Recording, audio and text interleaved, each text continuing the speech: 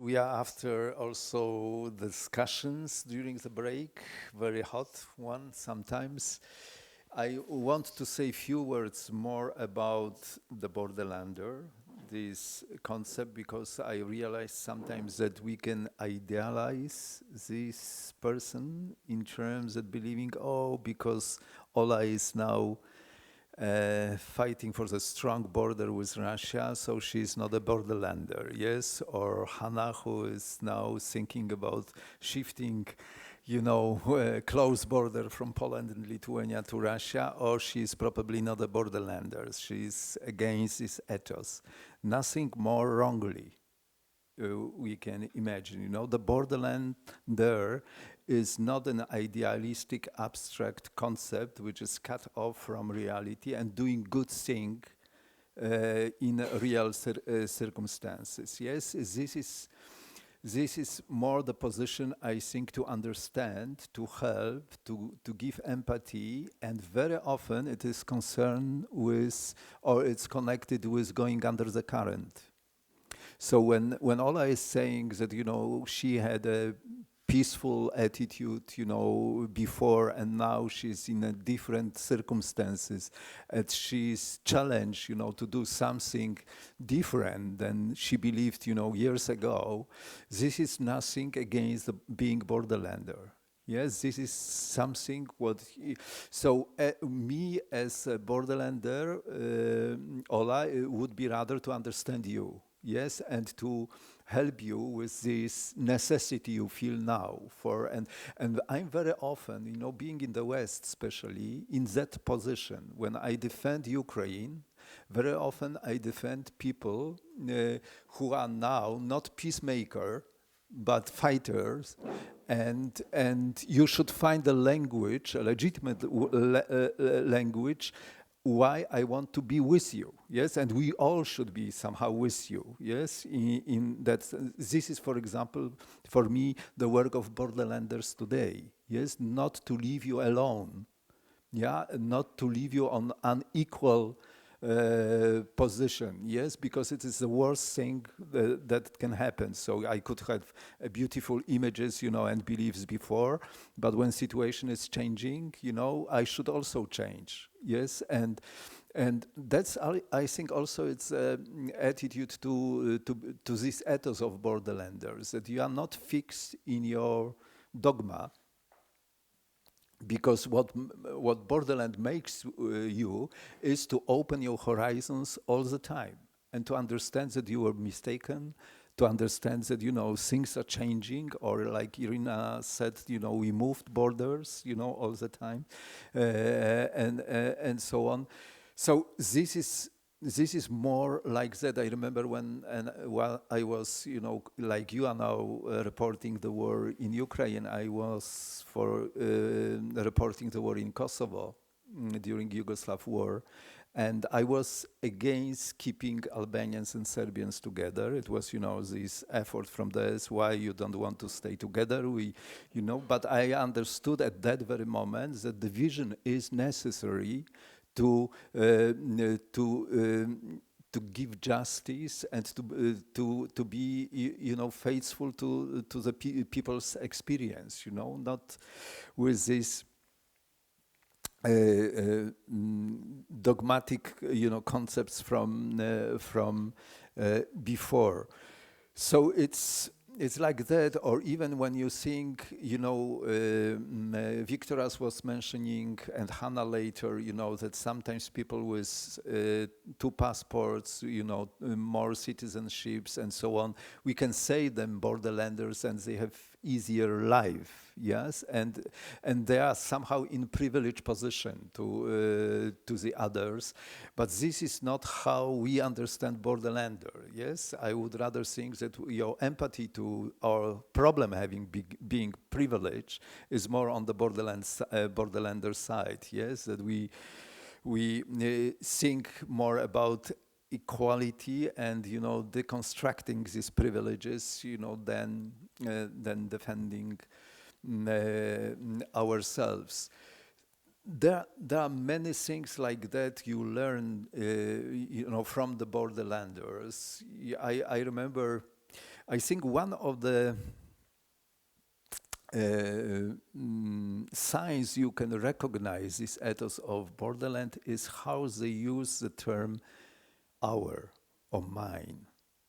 Yes, that something is our or something is mine. I remember the moment when first I came to Czernowitz, Czerniewcy in Bukovina, today's Ukraine, the very beginning of 90s, and I had a guide, who waiting for me on the train station, and we went to visit the city. And asking himself who you are, he was answering, I'm Czernowitzer. And so still I had these categories in my mind of is he Ukrainian or Jewish, or German or Romanian. Then he started to say to me, look, this is our synagogue here. And I thought maybe he's Jewish, I know now. But soon he said, and here's our Greek Catholic Church, and here is our Kircha Protestant and mosque. And I realized that, crossing this city, everything was his in terms, of language and feeling that he belongs, and he can somehow embrace this. Czernowitzer was like kind of citizenship, which beside the fact that he had his religion or culture, language and so on, he felt that something broader is around him and that he can embrace it. And usually, these people know other languages, know the customs of neighbors, not too hard, to live together, not hurting, and knowing behaviors, customs, cultures also in that terms. So I'm always thinking how in our language we can extend the meaning of the word our on nasze, mine, how it took us years to say in normal way, or more or less, to say about the white synagogue in Seine. We are host there, that this is our synagogue, yes, and not to also make easy, yes, that no problem we can use, but to make it to have a credibility when you say it, yes. So it cost us critical work on our Polish Jewish memories and so on. A lot of other kinds of work that you suddenly feel that you have this right, or at least capacity to say this is our, yes, also, and that's part of something we feel responsible for, or what belongs to us. So this is also the border in language in our psyche, which defines not our, and it goes on, because then when you understand in this more narrow way the word our, you suddenly think what is authentic or not. Yes, and we tend to say that authentic is when it is connected to your understanding of our, yes? So you will go to the concert of Seine Klezmer Theatre Orchestra, which is played by citizens of Seine. Nobody of them is Jewish, with Jewish origin, and they play Jewish music. And the question could be, is it authentic or not? Yes, that's how people very often understand culture. In also these very narrow terms, that authentic means, that you are Jewish and you are just doing that, yes, because that's how you understand what is mine and our. So it's always, again, crossing these borders or moving these borders, extending, broadening the understanding of being authentic, yes, which maybe I will come back to that things later. So few denominations more about, except the language, to understand ethos of the borderland, the space, which is, Łukasz will tell more about the understanding of space in the terms of borderland, but from our experience, I would only say that it was crucial for that work to place our work. Yes, we are always in constant building or finding ourselves in the space, and you will discover several spaces, around here in Krasnogruda and in Sejny, which was always a permanent work to adopt, revitalize, reconstruct space for the practicing of the borderland, which for example means that we inherited the former Jewish quarter in a small town, in a very center of small town, 3 buildings once belonged to Jewish community. There are no Jews anymore, and there are different ways to deal with such space. Usually you treat it as a heritage, and you give it to the hands of people of Jewish community. We have it, in Warsaw now, Jewish community, and the synagogue belongs formally to Jewish community in Warsaw, and you attend somehow to create a museum. That's one thing what I want to say. We are here in the former Czesław Miłosz family house, manor house, and you are also tend to build a museum here. Why we choose not to build museum both in Sejny and in Krasnogruda, that's very much about how we understand the space also. To be free of understanding the heritage as something what you memorize, and you just keep it as it was, and you build museum just to present how it was and who was living there and the history. I don't say that it is bad, yes, but I'm saying that we choose another way to deal with it.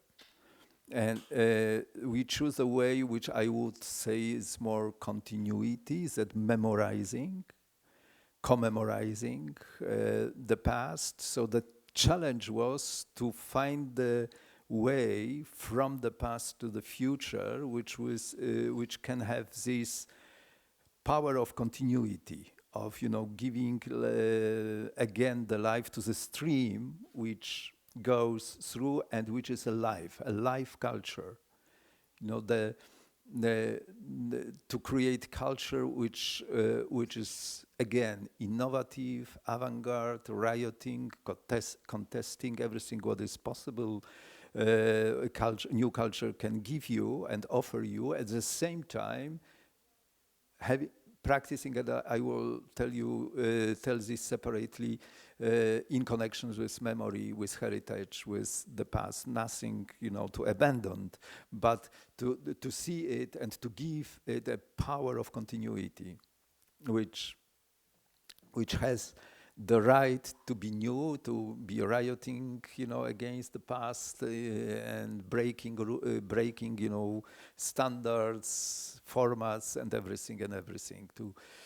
For example, to give young people the feeling that they are just not reconstructing the past, playing music or doing any kind of art and thing, but they doing their own creative work, and they are contributing to that with their own word, imagination, things.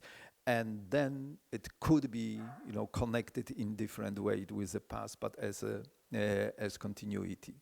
So in Sejny you have, the center of arts, cultures, and nations located in the former Jewish buildings, which became, as I told you, the borderland, which for the whole space means that something in between. National cultural houses appears, yes, as a borderland, which people used to say it's our small agora. They use this word for common space, agora, which means that we can meet here, that it is a crossing point, that you can receive invitation, and we, you know, from different sides, different backgrounds here, but we have the space to share together and to be together and to discuss or create something together. When young people comes to Borderland Center at the beginning, at the very beginning, they are becoming more more Lithuanians, old believers, and others, because others asking them, could you contribute with your songs, language, you know, custom, tell us how it is in your village, you know, of the old believers, or tell us, or learn us a song, or dance, you know, or words, and so on. So you don't know, very often young people don't know, they are coming back home and going to grandma or father and asking, tell me or learn me, yes? What happened? Suddenly you are interested in that because others wants it from me. You know, I'm respected because I will contribute and bring something from our background, you know, to the Borderland Center. So it's a different situations they experience when they go to school, mostly when it was common school before, that they rather hide from what background they came. At the beginning, so not telling them. It was, you know, the situations that you are on this common school level, and there is no room for your otherness, you know, and so on. So it was different in the Borderland Center, but then after contributing, after bringing it, after fooding us with this diversity of context, then the question was, okay, but what we can do together? Yes, what you've learned from the others, you know, how we can bring it to the common story, to build a common performance, and so on, common music and other things. So you have all these times this dynamic, which the space you arrange for this kind of work helps you to do it, and it becomes normal for that space, that people understand that it can happen in the Borderland space, in the Borderland Center, and this is something else than what we do in other corners, spaces of our, which belongs, you know, to the particular cultures, for example. So, in the words of the Balkans, I would say that this agora is like little bit czarshia, you know, the place when all can meet and you can have this citizenship of Sarailia, you know, a czarshia man, which is somehow, you know, embracing the whole city, Czernowitzer. At the same time, you have mahalas or different districts, you know, belongings, where you, in different words, and that they can exist on parallel levels. So it's nobody is erasing any of that levels. And this is very much about the space which, without when I'm often thinking, you know, not having white synagogue in Seine, this kind of agora that we can offer the meeting space for the people, it would be much more harder to do such work. So the space is, because space is also something which grows with, you know, year by year, you create a kind of tradition, you know, fulfilling this space, and it's people understand how it is connected with what it is connected, yes, and it's something what opens you another windows and possibilities and rooms for such borderland activities, yes, like synagogue became this agora thing. It costs. It's not easy. Irena told me during the break that I was beautifully telling about odd believers, but there are situations that they call us Jews, yes, and Jews in this pejorative, way. Yes, and even young people, who are going. You can imagine they go to the klezmer orchestra in small town. It doesn't mean the same if they go to music school.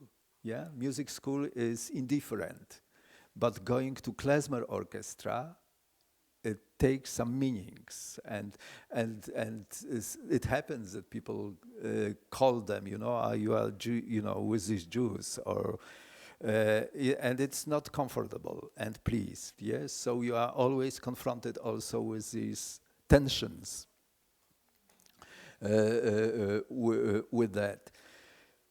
Yes, so there are different way of being stranger and taking it and trying, to cultivate it as possible part of community life and as possible part of the whole culture. You are immersed in, and space. It's very very important for that. Another thing is, for many years we needed, something else is a small town or town community, and something else is here in Krasnogruda, which is more to the nature. It's more a part of the city, something like a refuge. And suddenly, year by year, we're discovering that we have this space for something else, which was not possible in the city. It's a different kind of concentration. It's a different window for more contemplative, meditative work possible, and it brings you back more with ties to nature, to ecology. It's very natural that we started to develop new studios work connected with this place. But also what this place is about is, imagine that we are now in between two big rooms in Manor House. One is we call it the room of return, devoted to Czesław Miłosz return. And to him, so you can connect this space with Nobel Prize winner, the major figure for Poland and Central European culture. So it would be very natural to understand that you have a beautiful museum around Miłosz, yes, and this big personality. And it's not enough that it's not on the museum, but again a living culture center. But on the other side of this space, you have Silvarerum, Nami Biblia in Lithuanian, which is devoted to the villagers around and to the family stories of the neighbors around here, which goes in our work as a common story. That we don't see Miłosz as, as a separate planet, somewhere else as a huge personality, but we are rather interested in finding connections and building a common story with all community here, and that they are also respected and they can have a room here for their memories, their faiths, their individual stories, and so on, which are cultivated here from the very beginning. From the moment we started to rebuild these buildings, they were active in help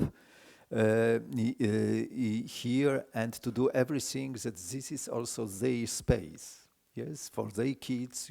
For example, we have this studio here, Gucio Zaczarowany,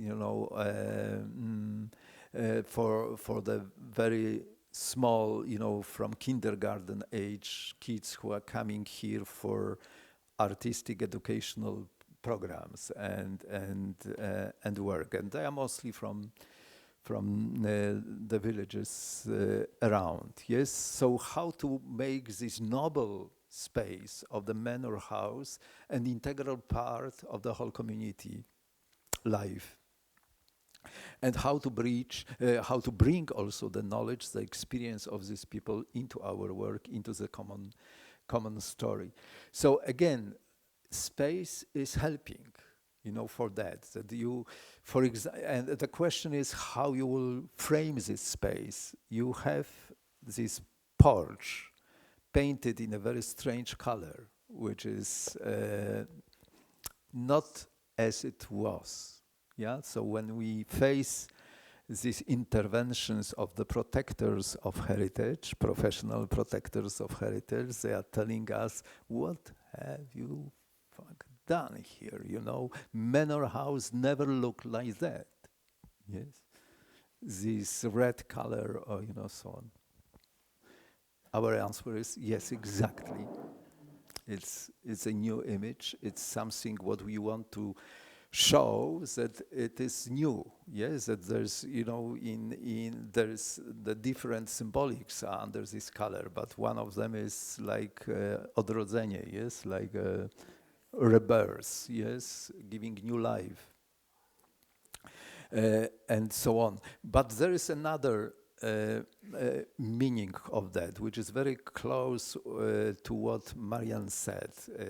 This word tech you use in translation of the borderland, which is like the core thing also for us. When you see our logo of the borderland, you have different lands, borders crossing itself, but at the very center is a red color land, which in our way of understanding is that this border is not belonging to any separate states. That this is the territory or something which is unpossessed by any particular owner of that, so that you should find in the borderland spaces where which are common or belonging without the possession. And so that's how red color is used in our symbolic, that you somehow withdraw, because it's about more rather about withdrawing, giving room to something unknown, to something unpossessed. And you understand that the work you do, it was very interesting from the very beginning when we started this work. I was thinking about the borderland like embracing more, adding, and still it's working like that. That this was excluded, this was forgotten, this was persecuted. So you embrace more and more. But more we go in years with this work, I'm thinking also about withdrawing.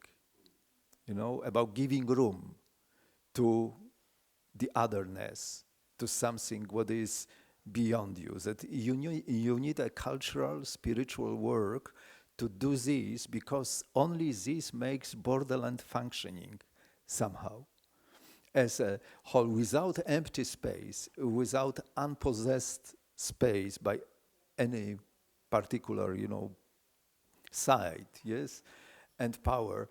That's a possibility that this spirit of ethos of borderland can live. There is, about the space, there is a very specific way of building houses here in a traditional way, and probably you know it also from your own countries and cultures. But when the house is built in a traditional way, it has to have something what people call czysta izba, the clean room, empty room, in a very center of the house. So you have many people in family, sometimes 3 or 4 children in one bed. All the rooms are densely possessed, but there is uninhabited room in the house, in all the construction of that. Of course, you can say guest room, or the best pillows, the best tapestry you collect there and so on. The understanding when you talk, when you go deeply into this image of the construction of the space, you understand that in that deep feeling of the house, there is no house without this empty space, unpossessed space. That only that makes the house somehow. If you will possess everything, and there will be no room for this emptiness, there is something wrong about the space of the house. Sometimes I saw it, I experienced it in Bhutan, for example, that when they build this construction of dzong, like the architectural construction of administrative offices, living rooms, monastery, everything together. They have an empty building inside that construction, which is uninhabited. And of course, the explanations of that is, that different spirits can live there, or there's but the feeling is that if you possessed all the space with your own, there will be no room for otherness, for something what could be expected, or fulfilling your lives and space. You can call it transcendence, you can call that ancestors, you can call in different ways. People have different beliefs around that. But the common thing is that withdrawal, limiting ourselves, rescaling, our possessions, is something what offers you the full community of full building. That's how I derive this concept of xenopolis, this word I invented, because I think the common spirit is in it, that it is about the house, but about the community is also the same. We have in Polish this word obcowanie, which I tried to translate into foreign language, like xenopolis is from Greek, the xenos, the foreigner, the stranger, and polis, yes. And but that, so obcowanie means to live together, yes, to feel that we are together as a community, but at the same time, at the core of this word is obcy, the xenos, the stranger. So when you took off this xenos, there is no community. Yeah, it's not even about hospitality. Yes, it's something even more, because of course you can think about hospitality, bringing and having the empty chair in the vigil night dinner. Yes, during for somebody, or you can have other traditions about that. But even though it's going further, that we never will be the full community if there will be no room for unknown, for the other, for the xenos, somehow. And of course, I'm taking all these crumbs, to create this philosophy I'm telling you about the space, and it will be hardly to have it, all composed, so strongly, in these beliefs. This was, destroyed many times. Many people don't anymore feel understandings. Why is this czysta izba?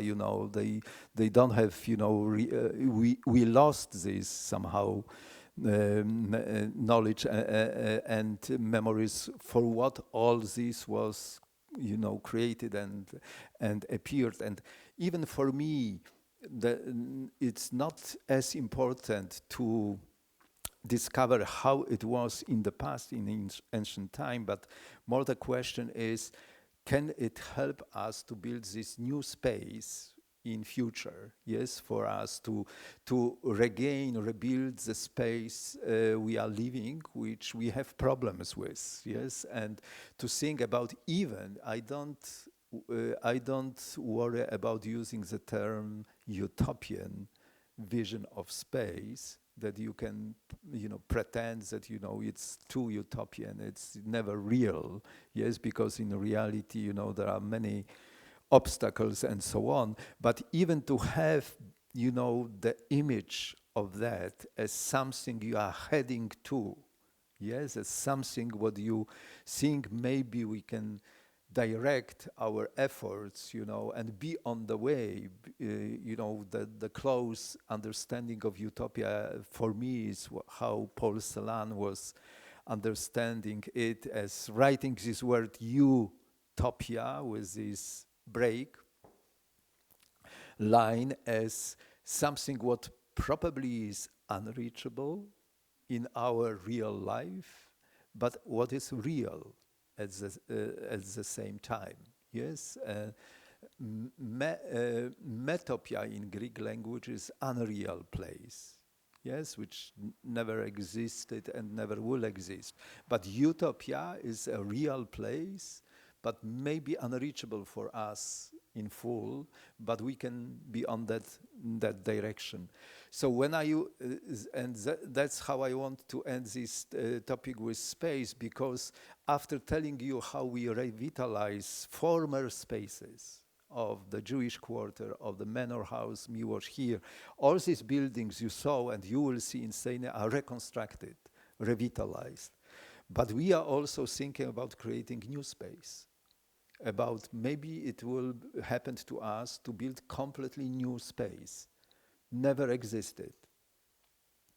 And the question is, if we would have this possibility, and I would love also to over the days, over the years of our works, that we can work on together. Yes, if we would take this challenge of thinking about the space for Dilemma Academy in the future as an ideal, perfect space for our purposes, of our practices, educational, artistic work, and so how we should shape the space. If we would have this possibility to build in Krasnogruda, because we have some plans, of building new structures here. And the question is how they could be constructed, how the space should be organized for that. It will be something of a crucial importance also for us. So keep in mind that, telling about reconstructing, revitalizing spaces, we are also thinking about new spaces, yes, and how to bring it to the future, to use this knowledge and experience about the space to the future. The next thing is time. In short, but another crucial term for us. You are hearing, okay, we are working here 34 years. Does it matter? Thank you, Archie. I think it's, again, something crucial for this kind of practice, to find time for the work we do, which culture, contemporary culture, don't offer us. We don't have time. We lost time in culture. All culture went to the event, festival-oriented work. Short time, strong events, fireworks, very often. And even if you want to think about establishing something, you are confronted with a situation, okay, we will help you, but just do a festival or 1-year project. Okay, yes. But why Veronika was saying in terms of small centers of the world about small institutions, it's even this word institution we may don't like. Yes, we may associate institution with something, bureaucratic, close and so on. But the way we use term institution is, a small unit which can have a team, which can have space, and which can develop work for long-term perspective. Yes, offering. So if our support would go to you, our main concern would be to support you for something which will catch this continuity for many, many years and offering, you know, these perspectives that you can continue for many years the work. And that's how one of the possibilities to regain time to our work. I remember at the very beginning when we created first foundation, NGO, and then the center in Seine, which is institution. You know, why we went into the conflict with our friend of so-called third sector. You know, that they told to us, but you are losing your independence. You know why you are not only foundation? And it was a scenario for us that, you know, international foundation were offering us, you know, to be part of the branch, you know, and they offered us much bigger budget even than we had as a center. But the intuition for us was to be not independent at that very time, but to be somehow interdependent. The word we don't use very often. You know that you struggle to have support for local community, from local community as well, not only from international bodies, but that you are working, you know, in a tie relationship with local government, you know, societies, and you are part of that. Yes, you are interdependent with them, but as a benefit, they offering you the possibility of having small institution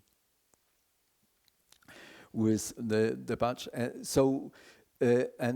And of course, we still keep it. You know, we have Krasnogruda as a foundation, yes, and we struggling for surviving and developing it with grants and so on. And we have center in Seine, which is supported by regional government, now with partnership with Ministry of Culture, but still mainly with local sources. So that's a way, that's how I probably could be different, yes, but for example, in the West, they have this concept of endowment, as you know, yes, that you, and we were on that path with our American partners. You know, that's how Americans think about civic society building. Completely different than in Europe. You know, in Europe, they always want to keep you dependent from the sources of European Union or others.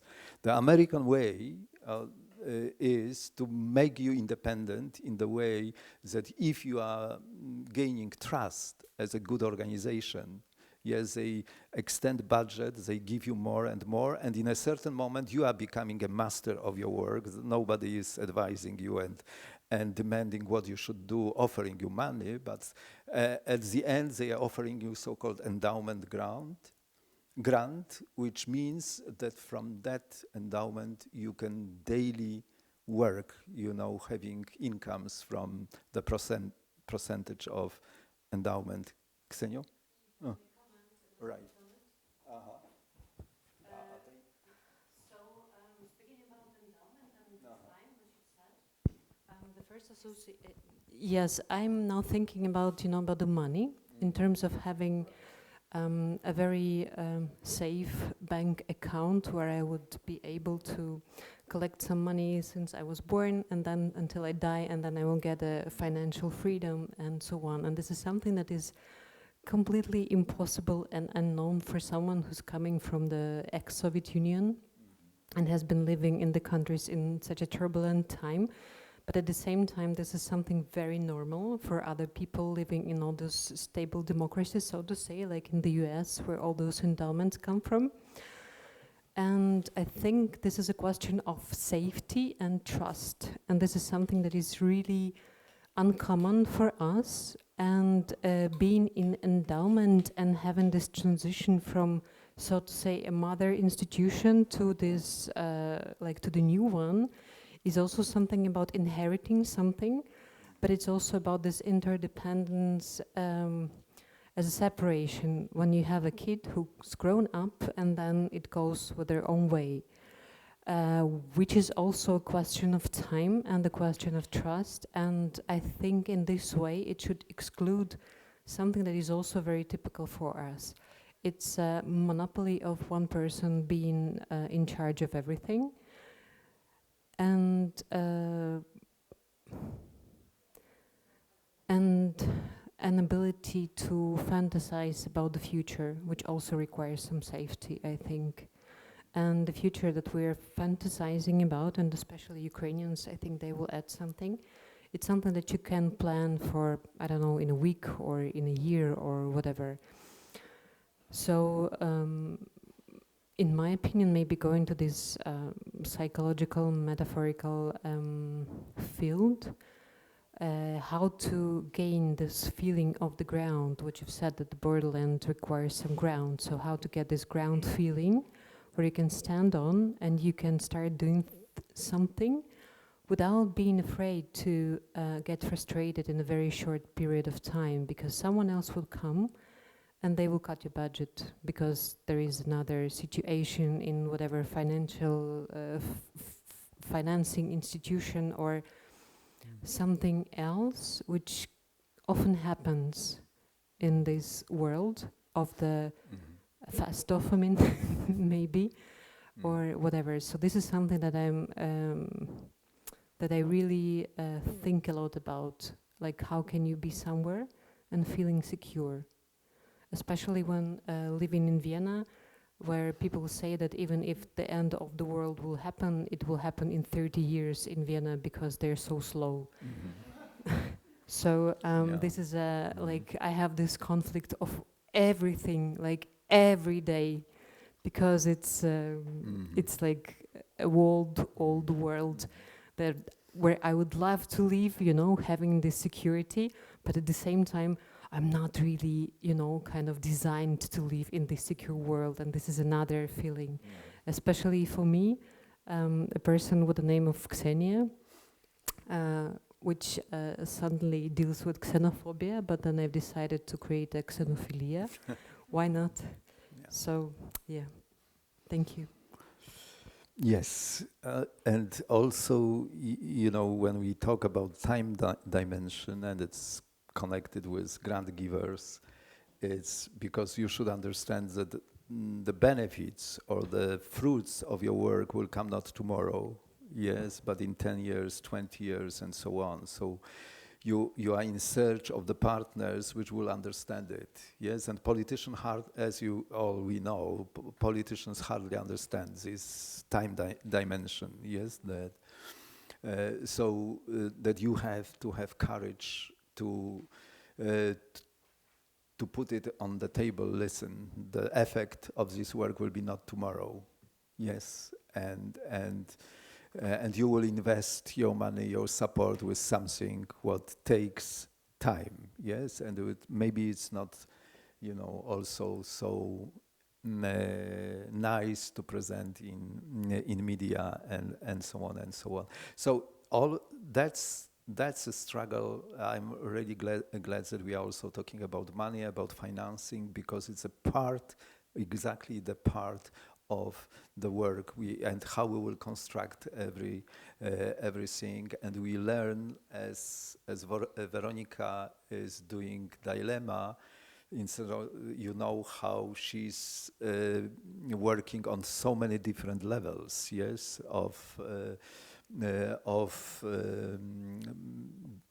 creating this security for our program, which is not only meritorical, you know, with ideas, but also with this pragmatic ground and so on. So, but the work is the same, you know.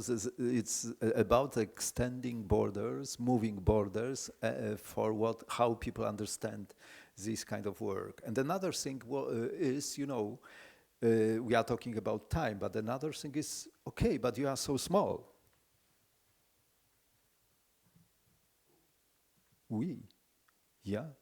That another you know, dimension is, but we want big, yeah. That okay, but why, you know, why not 1,000 people, you know, and so numbers, yes, doing something what is visible with big numbers, yes, And it's a very serious issue, because what I thought was what was implemented to our paradigm, is that we can change the world only with big numbers, and if you are not a big number, you are loser, and you don't have chance to do anything. And even if this other side, totalitarian or authoritarian side is with big numbers going there, so we feel that we can counter it only again with other big numbers, because otherwise they will prevail and so on. This is my question, and I am not dogmatic in that, but more and more I work, I understand that the power of change is in small, and the power of a real work, not artificial, and is in small. And how to there are many reasons, of course, for that, but one of them is that ethos of borderland is a kind of ethical values. It's kind of a little bit also about spirituality, spiritual dimension of that, and this is very difficult to keep it on the level of big numbers. The same spirit, because the logic of your presence is changing, yes, and the different powers are in the game, with that. So it's not indifferent when you deal with big numbers. It takes you somehow. But my response to that is, of course, not to absolute something what is small, far away from the world, in the province, and we can enjoy this island of, utopian community or work of art. Nothing more far away from my thinking. It's more about having as many as possible small centers of the world, that you work on extending your energy, your power, helping and being in partnership and learning, from other small centers of the world, yes, and to create it as another energy, and to enjoy, because how works the big number, how work the big centers, that it always want to monopolize, it always wants to enslave you, it's always deserting the whole area around, because that's how big can live, yes, and they needs us, our numbers, to create something big. The small works, in another way. Yes, we are enjoying to have another one center. We are stronger having another one. It's nothing against us that there is a success of another small center. Yes, there is something very good for us that another center is strong and beautiful. Yes, so it's a different kind of logic which we lost in this competence market of being, and becoming greater and greater, bigger and bigger. Yes, Ksenia, can you? Uh-huh. Mm-hmm. Yes, what happened in Zagreb is that we finally, in last 2 years, I think this will be the 3rd year now, we have we have programs for community programs. So it's the first time 3 years ago they started to see that culture needs not one center of the culture, even in Zagreb, but they have, culture in the community. It's called the project, so you can apply. But what I also see as the problem is that mainly the structures that are dealing with now they're applying, of course, making programs for the communities. But they are approaching it the same way as they would do it for Zagreb. So actually what happens is that they do not involve community of the neighborhood. So they make a program, so we are this, then that, we make this, and they don't go into, I don't know, we were working with this program too, so we went to foster care people. We went to kindergarten, and it was even that was very hard because it took a lot of time even to make them to do anything with anyone. We were cooperating with library. We tried to go to schools, but it was very hard. But mainly programs are not done that way. They just do it, this is happening here, please come. As you know, you invite entire Zagreb again, which should be not like that. So I think that they said, okay, do this, but they did not learn, they did not teach people how to change the approach to small communities. And what we see, I'm originally from a smaller town. They don't know, or is it because they are just applying for the grant because of the sake of the grant and not to change? That is also the problem. That's two problems, yes, yes. But I don't think that, I think they lost. I mean, every, you know, every institution is settled somewhere. For example, it's settled in Močvara is a great, you know, place where a lot of concerts takes, I think that Rafael said to me that he was there even participating. So they have this huge space, and it's well known in Zagreb, but it is connected to a community. But when they applied for this program, they actually did it like they did it for entire Zagreb again. So people didn't come from, you know, this neighborhood. They are installed because they are installed in this place, and it is this place that is connected to all, you know, people in there. But the approach was completely wrong. And maybe the part of problem, yes, is funding is so rare that everyone wants to get any funding of anything. You know, it's like, okay, another program, we will apply for this. But I think that even this can be changed if they only did this kind of education, or even talking with the people who wanted to apply, you know, to make a course, okay, you want to apply, how are you going to implement it in a community? You know, talking.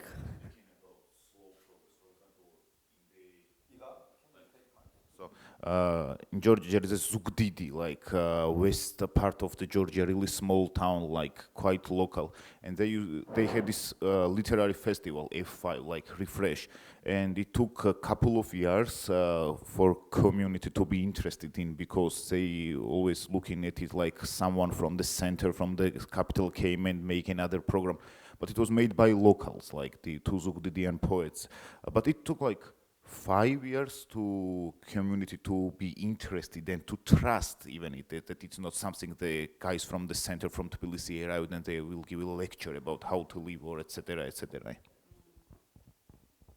Yes, maybe it takes time, yes. Yes. Yes. But this is Zagreb, you know, this is the strange thing. It's not, it's all the Zagreb, you know, it's all the, and it's some of the regions, of course, it's upper town, lower town, it's not new Zagreb after the river Sava, it's this, you know, wider center of Zagreb. But communities are not involved in cultural programs. You know, you have a few spaces and you always see the same people in Zagreb. It's like in everywhere. So it's a very huge problem, but we now have, you know, the other problem is the small centers also. For example, I come from Petrinja. Petrinja and Sisak are far, not that far away, maybe an hour driving, but it's like the end of the world, you know.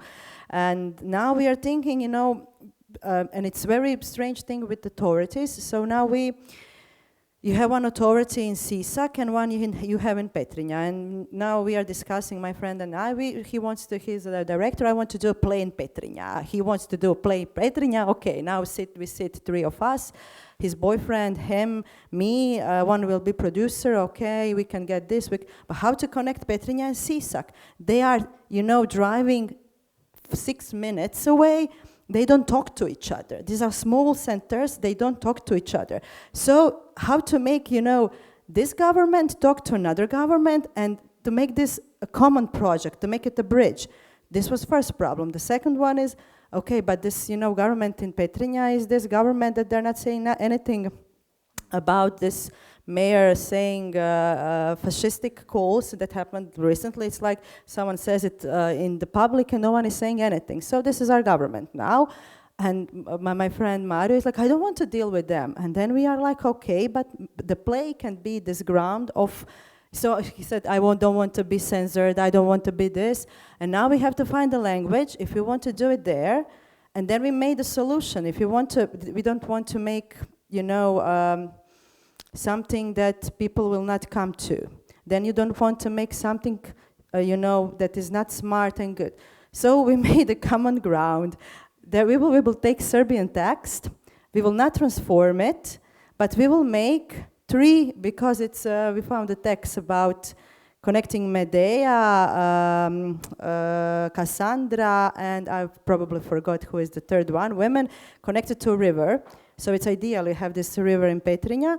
So they will speak, all of them, Bosnian, Serbian, and Croatian. It's like the common language, but it's, you know, because of the area, different, because we had war, it's very, that will be bigger political statement that saying we hate these fascists that are government, even in Petrinja. No, this is the statement enough. So we found a common ground. We said, okay, if they give us to do this, we made it like, you know, bridge, even, I hope, across 2 cities. And then we make bridge to all minorities in this area, the ones that are left, you know, the ones that are still living there, because we do have, you know, Serbian, Bosnians, and Croatians living mainly there. That is the, now less, as I said, we did ethnic cleansing, but some people came back. So, but we don't know, will we, you know, find this way? It sounds like a great idea, but maybe someone will tell us, oh, no, this is... But as my friend said, but we don't have to tell them the director's intention. We only have to say what we are going to do.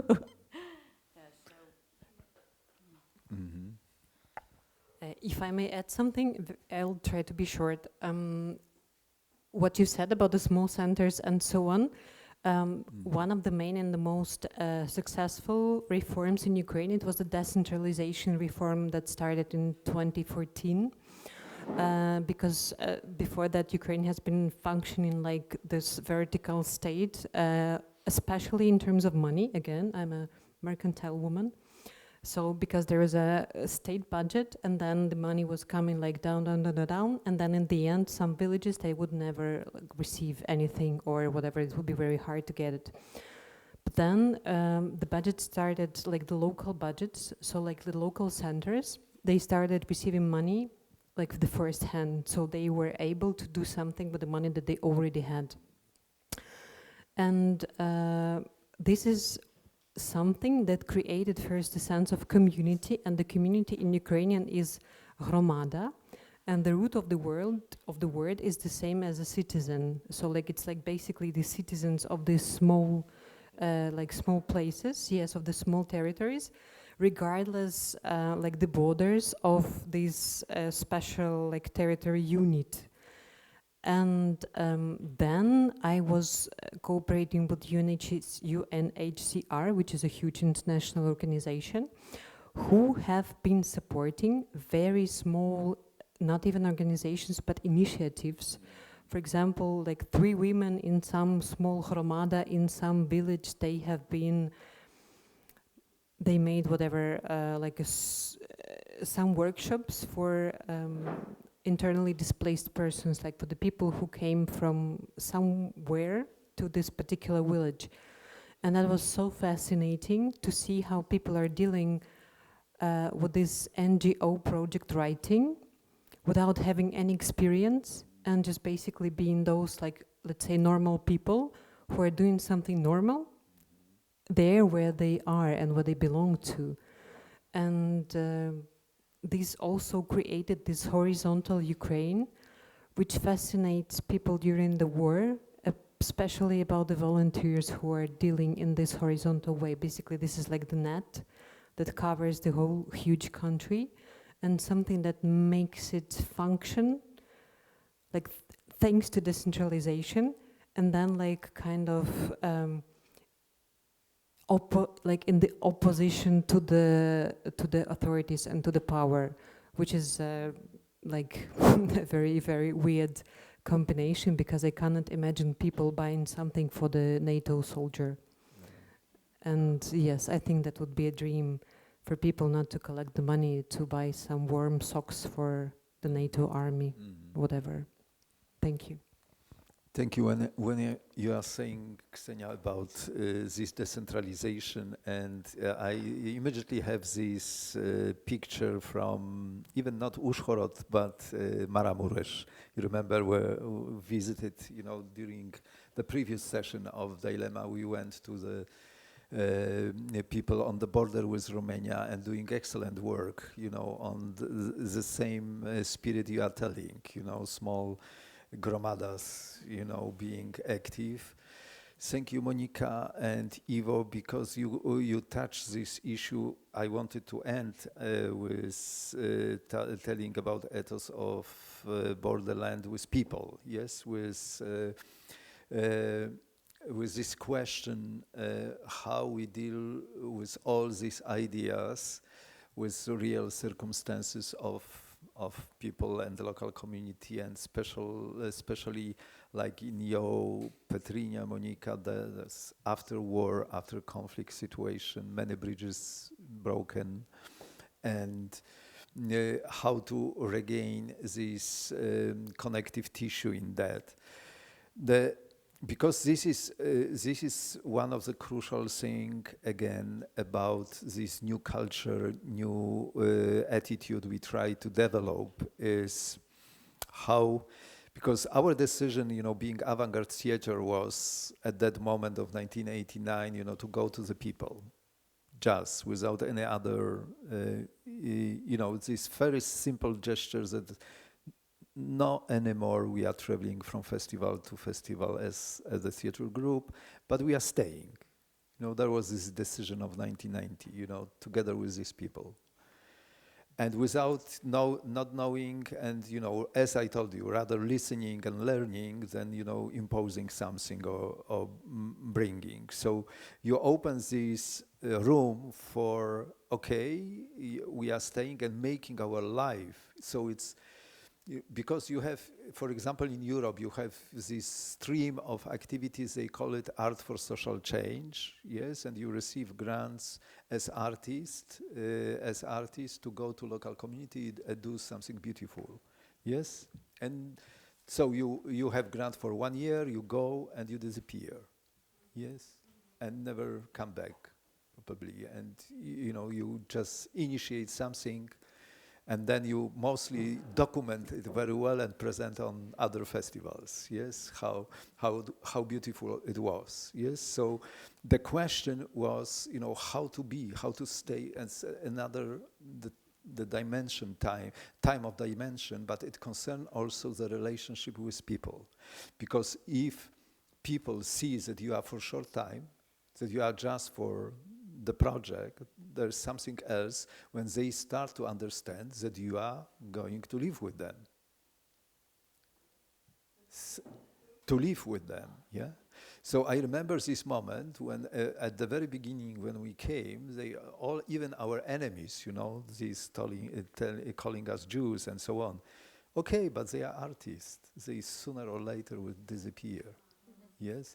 And it was even more that if you will become successful, there is no way for you to stay, because the world will take you. Yeah. So to stay in people's mind was like something loser. Yes, you don't have success in big cities, in metropolis, so then you are with us. Yes, and then you are here, or you came back. When you come back to Petrinia, yes, it can be read also that, so are you unsuccessful in this Zagreb or Europe and so on, loser and so on.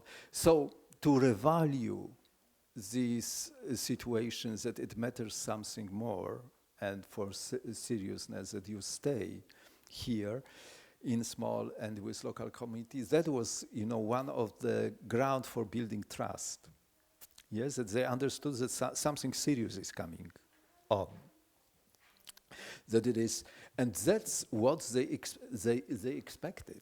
That because sometimes we treated so-called local people, as we were, artists of avant-garde theater, so all our environment was looking at us as people who will sacrifice their ambitions to go to small town, to the province, and to do some good for the people. So it's rather the mission, you know, the resignation of your avant-garde artist ambitions.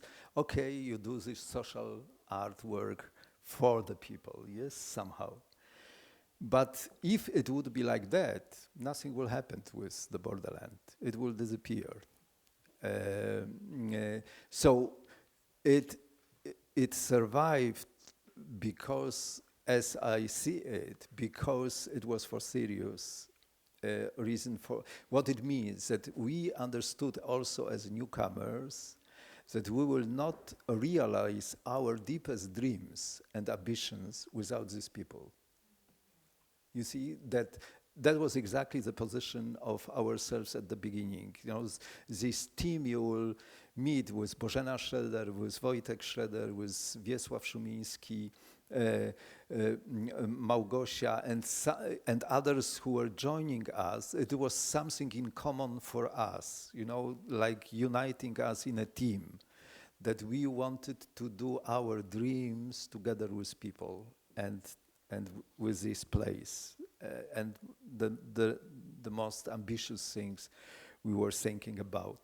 And there is another dimension in it, you know, when in this art for social change attitude, that this resignation from ambitions, it means, like, I remember the first journalist coming to us, and they started the interview usually with the same question, you know, you are so ambitious, you know, you are against the people.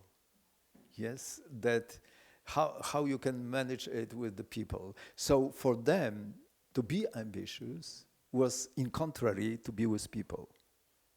And I think it was the greatest mistake of our new democracy and disrespect for the people from a liberal side, that it was quite common.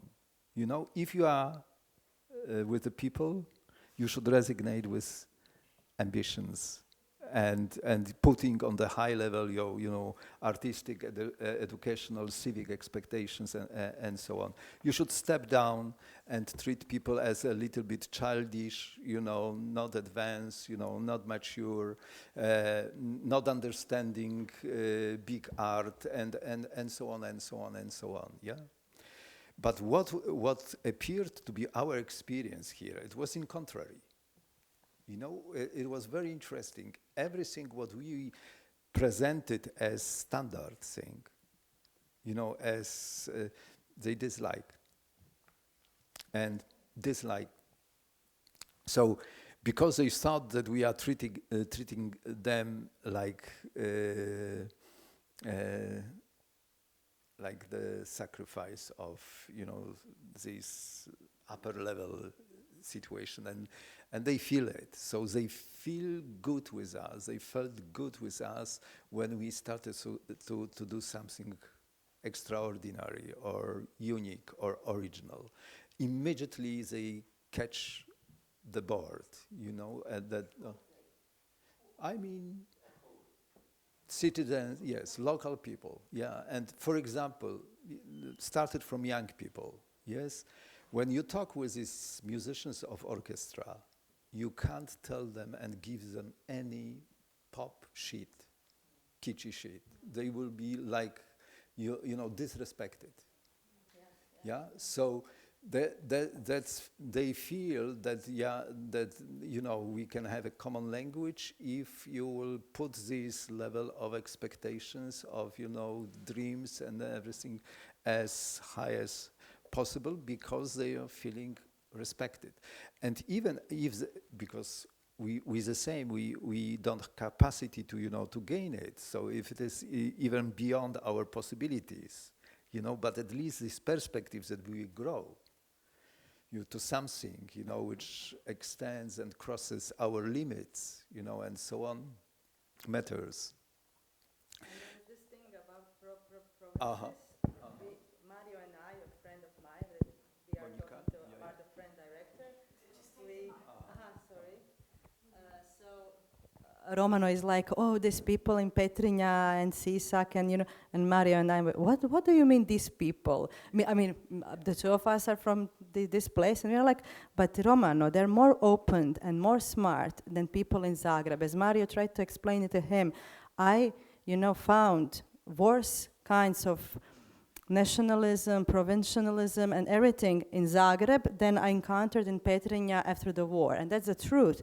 People are more open, but because they live in the small part of the world, often people from bigger cities think of them as less. And that is the first mistake everyone makes. So we were like, no, we have to now bring them, Greek tragedy. I'm so sorry, but they deserve this, and they will understand it, the way that you put it. So it has to be smart and good, yes. Mm-hmm. And of course, there is a different phase of that also. And you, in the Balkans, I think, Monica, you have this term palanka. Yes, like small province. And there is a book, Philosophy of Palanka, which describes the Serbian nationalism in the ways that it goes from the provinces, from the small, so that the understanding is that the provinces fuel nationalism and, this right-wing. Uh-huh.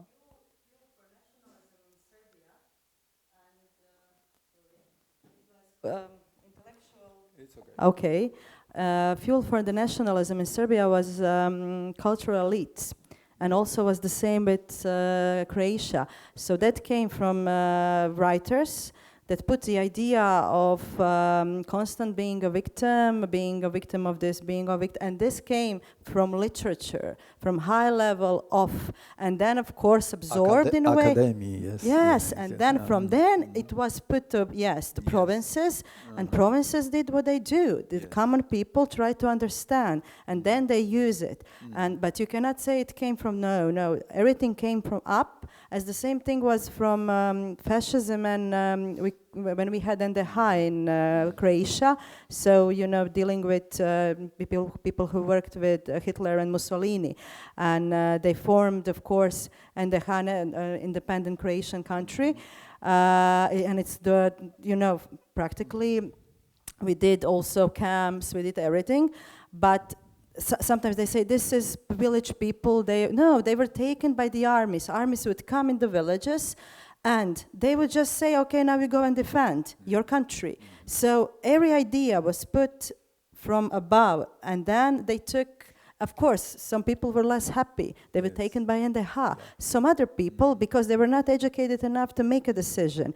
And then this not making a decision is also an important thing we don't talk about, because every responsibility lies in academy and intellectuals. When we approve something to be common knowledge or common thing or common narrative, and we put it down there, so people are not guilty for taking it. The guilt comes from above. It's the same thing. We deal with a lot of people stealing in politics and this and that, and they try to force this responsibility. Yes, this is why, because even in this area of a small people are acting like that. No, that is not their responsibility. Politicians shows them that this is okay, so they act like they have this example of acting. So it doesn't go this way. No, state exists because it goes from up, and it has to go from up, the change also. That's why we have to, think how to change politics in the future, but that's another topic. Yes, I agree, but I was just presenting it as it was, putting by Konstantinovich, that very often intellectuals tend to understand it like that, so. But there is, if you are feeling that you want to be more open and live in a more open world, you usually go to big city. Yes, that at least was for many years, happens when I spoke with Serbian intellectuals, and you had this example during the election, last election, the only hope is from the Belgrade, that the strongest opposition is there, and the people with this cosmopolitan attitude can live there, but the whole provinces, so-called, are different. And so partly it's not true, partly it is like imposed, but what I want to say is to change the direction, yes, also, that we can change the world, you know, from coming to these small centers to, and making this organic work, you know, to together with all these communities. Also politically, it could be like a change to that. Marianne? Mm-hmm. Mm-hmm.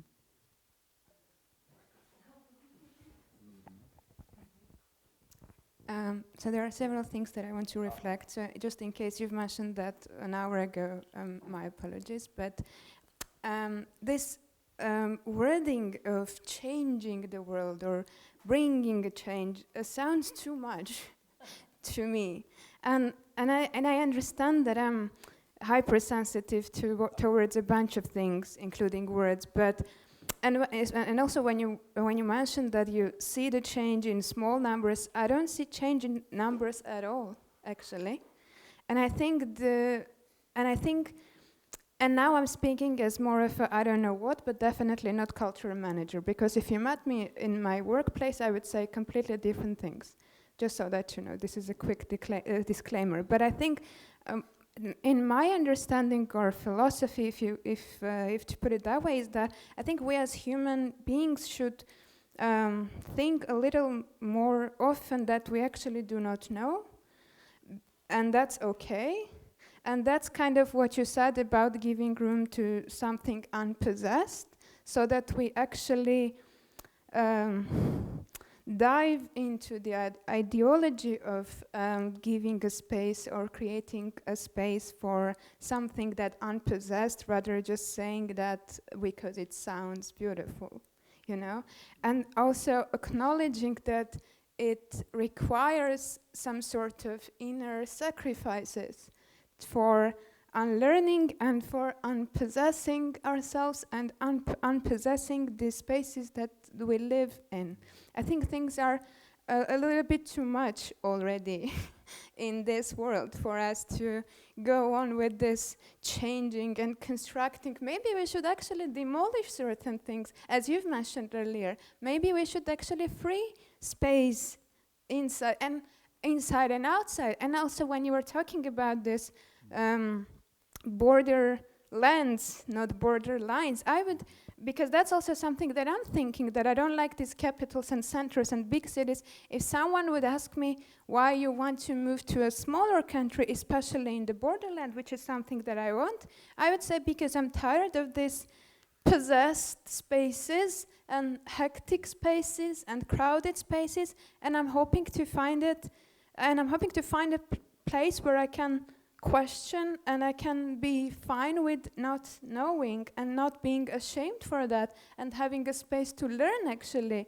And also when we, for example, when we as culture managers or researchers do these workshops or whatever for these communities, I understand that the intentions are good most of the times, but also why we decided that, I don't know, having a workshop on how to apply for a grant is good for someone living in the border. Probably we did a prior research or something, but where this knowledge comes from, why do we think that that's what they need? Like in Armenia, there are a bunch of, I don't know, workshops and this and that for Armenians from Nagorno-Karabakh. And are we honest enough to confess that it's also because that's where the money comes from?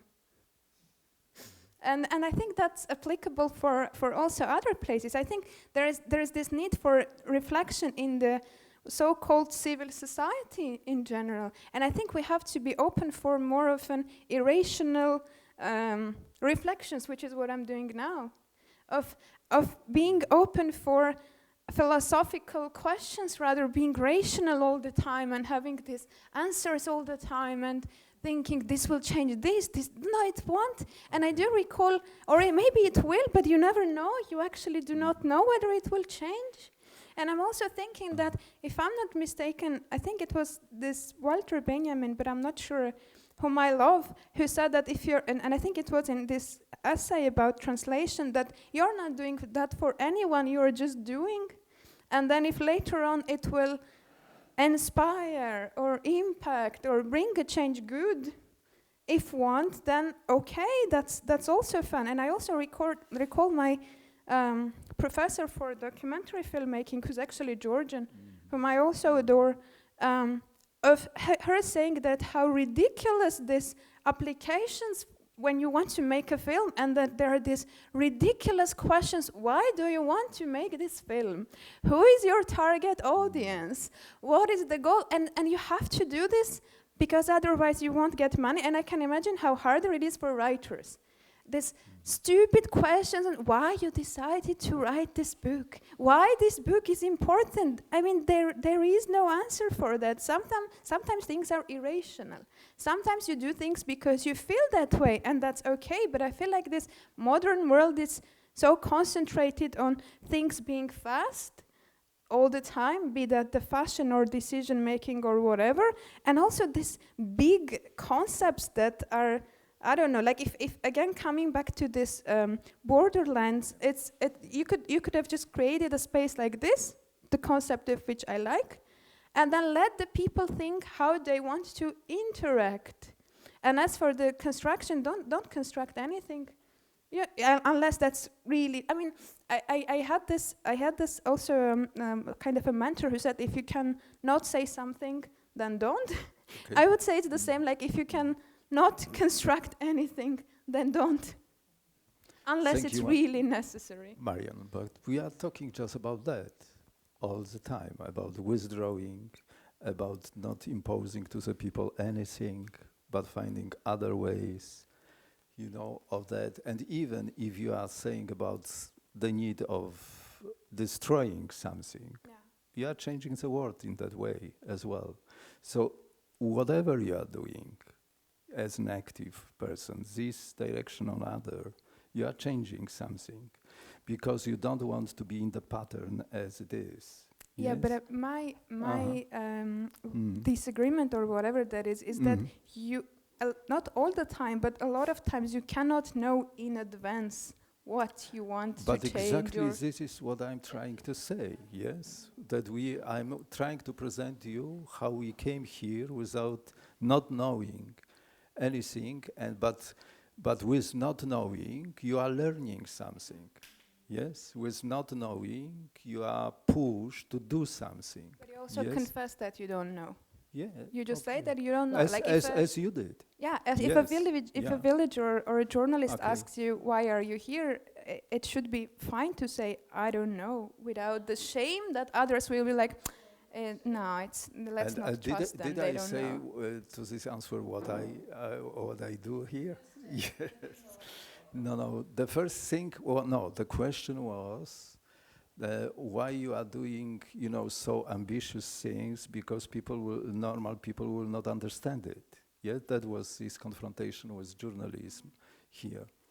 But I feel your spirit. It's exactly what we are trying to touch here, and this irrationality, as you call it, is very much present in the concept of a space. I was telling about empty space and so on. So but there is something I'm thinking now. Knowing all that, yes, but. Maybe the difference is I feel now that at the same time I'm not just freelancer writer here, but I am a person responsible for something. Yeah. That you know that when you go into interaction with people and with place, it appears some demands, something what was building trust, and probably I would be more free, not having it. Yes, so I'm not free in that way that I can do whatever I want, not thinking about thousand things and so on. I'm somehow interdependent with that. That's the choice we did in a certain way. But the question still is, you know, how you read this story and how you can it open up for the developing, you know, for the change and dynamic to go from further on with that. The last thing I would add to what we do here is that the all work and studios are constructed in the way that